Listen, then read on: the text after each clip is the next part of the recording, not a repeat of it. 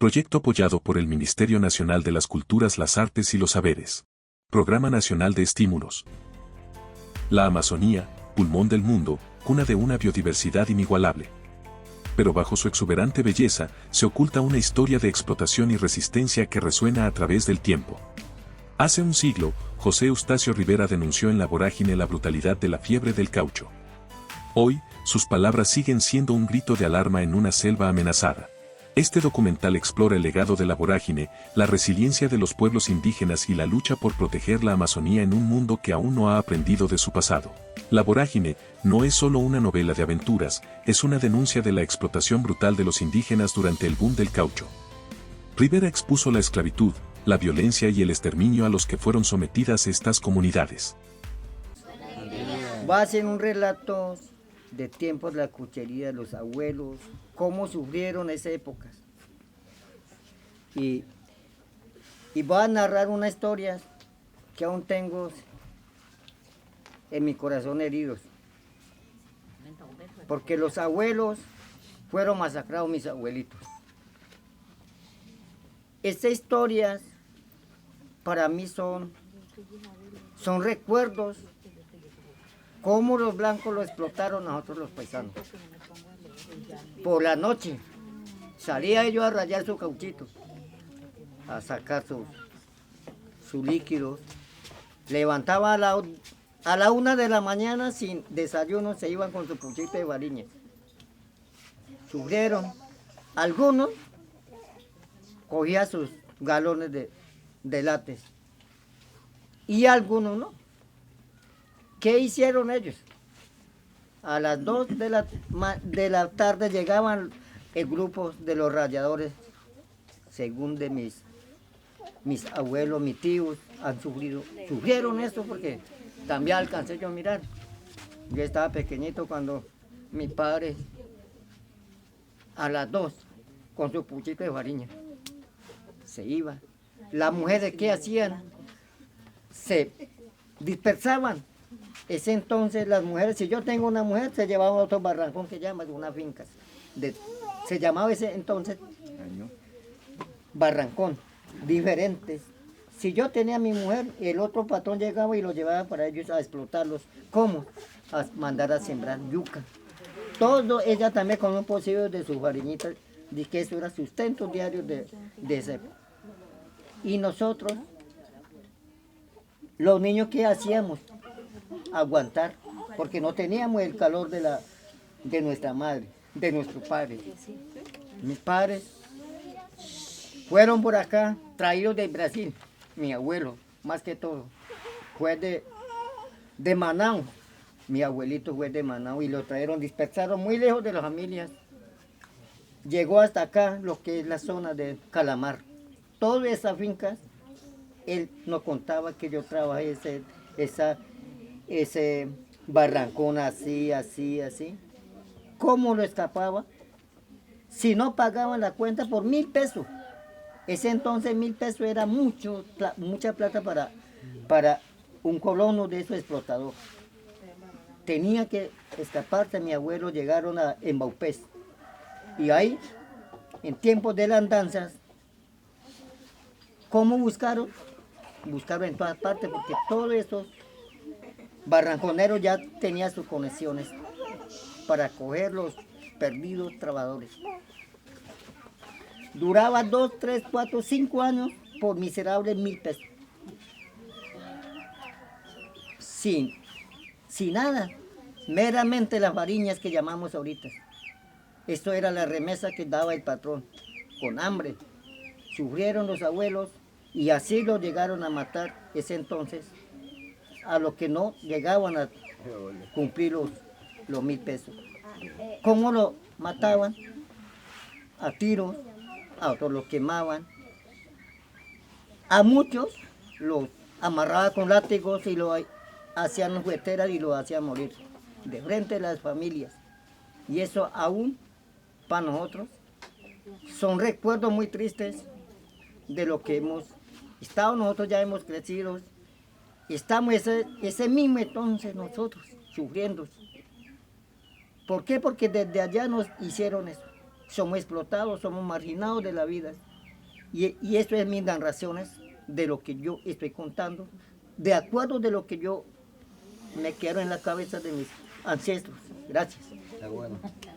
La Vorágine no es solo una novela de aventuras, es una denuncia de la explotación brutal de los indígenas durante el boom del caucho.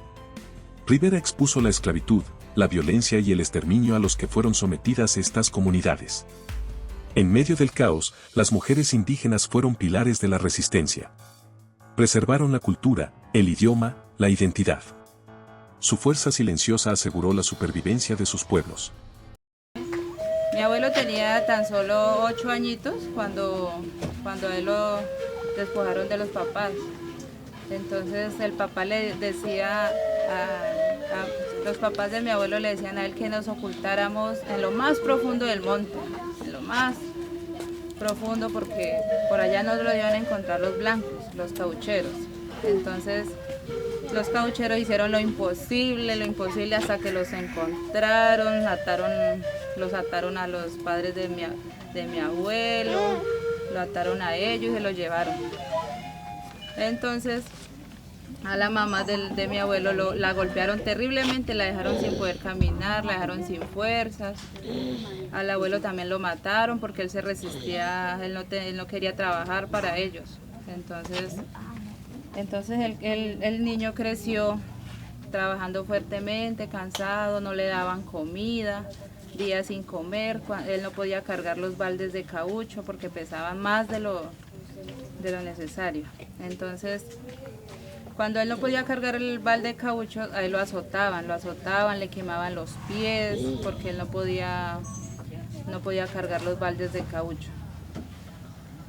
Entonces, a él le mataron también a un hermano mayor, él lo miraba cómo le quemaban los pies porque él no quería trabajar más, a él lo azotaban, lo amarraron con un palo de brazos abiertos, lo amarraron y lo azotaban terriblemente al hermano mayor de él. Entonces ya después que él creció ya, él tenía la esperanza de que algún día el pueblo de él sería liberado por los caucheros, pero no fue así. Al pueblo de él lo mataron casi la mitad de las personas, las mujeres abusaban sexualmente de ellas en frente de los hombres, los caucheros la tomaban a la fuerza. Entonces él creció mirando todo eso, se volvió joven, después adulto, y entonces después de eso vino una resistencia, ocurrió algo inesperadamente que él tomó la decisión de no seguir más en eso, se rebeló y él escapó. Entonces es la historia que cuenta mi abuelo, que él tuvo la resistencia, él resistió a pesar de todos los golpes, de toda la esclavitud, él resistió a la cauchería de la esclavitud que lo tenían los caucheros. La fiebre del caucho dejó cicatrices profundas en la selva. La extracción desmedida alteró ecosistemas enteros, dejando un legado de contaminación y pérdida de biodiversidad. En el tiempo de la cauchería ellos tenían sus propios nombres tradicionales. Mi abuelito tenía un nombre tradicional propio de él, que se lo dio los abuelos, las madres de ellos, pero los caucheros les decían a ellos que no, a ellos simplemente los llamaban indios. Nos llamaban indios en ese entonces, nosotros teníamos nuestro propio nombre, pero ellos nos llamaban indios. Entonces, también contaba el abuelo que para ellos les decían a ellos, no, es que acá lo más valioso lo más valioso de la selva es el caucho, la goma. Entonces, todo eso, pues, siempre los hacían sentir como que, bueno, todo lo más valioso era la goma de la selva, cuando los árboles sagrados para nosotros los estaban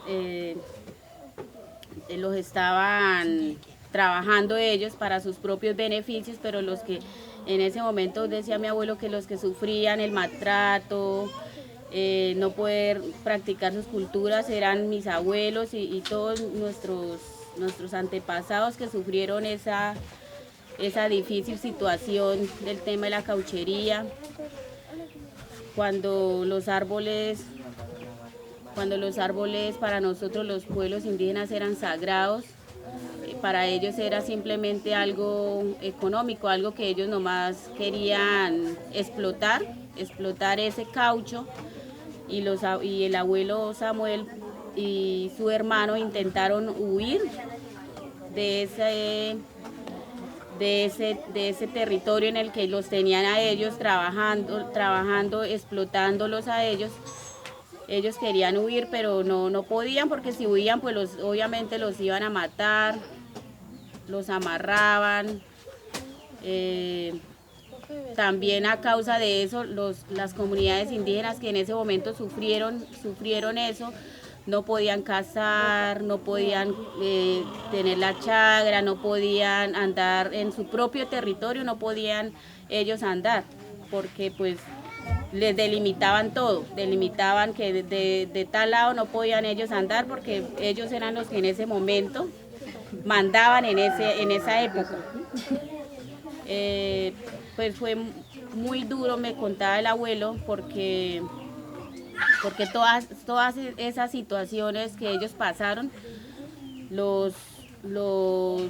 todos esos látigos, esas podemos decir como aberraciones que ellos sintieron en ese momento pues les afectó a ellos, a la familia. Entonces pues el abuelo decía que ellos siempre, pues ellos querían andar como nosotros teníamos antes de esa cauchería, teníamos esa libertad de andar en el monte, de bajar tal pepa, de ir a cazar animales, de cultivar.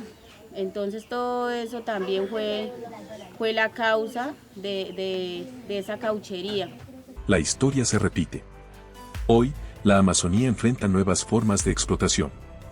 La minería, la agroindustria, el petróleo. La vorágine continúa. Yo como mujer indígena pienso que antiguamente había esclavitud en la cauchería, en los curas, que como dijeron las otras compañeras, que hablar lengua era malo, que era todo. Y ahorita, ¿sabe qué dicen ahorita hoy en día? Que ya los niños de nosotros ya no pueden hablar lengua por ese mismo motivo. Y ahorita dicen, no, toca el rescate cultural, sabiendo que ellos ya nos quitaron. Pues bueno, en todas maneras ya estamos en este momento con la lucha. Lo importante de nosotros, de nuestros nietos, de nuestros hijos, es el futuro para ellos, ¿sí? Para que ellos también puedan, ahorita ya hay un estudio, ellos ya pueden estudiar, ahorita ya hay derechos humanos, para que ellos digan, no, las cosas no, pero antiguamente nosotros éramos vulnerables, nos trataban como animales, hombres, mujeres, los niños. En todas maneras, pues en este momento, pues hay que ver a los niños, sí, a los niños, mujeres, hombres y mujeres, porque eso es una historia muy triste y ojalá que no vuelva a pasar eso, porque igual maneras ya hay derechos, ya nosotros ya tenemos ley y todo eso, y que no vuelva a suceder. Lo importante es eso, sí, de verdad eso es una historia muy triste, de verdad, pero aún seguimos con la lucha, un pie sobre la tierra, pero aún todavía de todas esas cosas todavía habemos indígenas todavía acá, de verdad. El futuro de la Amazonía está en juego. La vorágine puede consumirla, o podemos aprender de la historia y proteger este tesoro invaluable. La resiliencia de los pueblos indígenas nos inspira. Su lucha nos recuerda que la esperanza no se extingue. La vorágine eterna, un llamado a la acción. El legado de Rivera nos impulsa a proteger la Amazonía, para que sus ecos resuenen por siempre.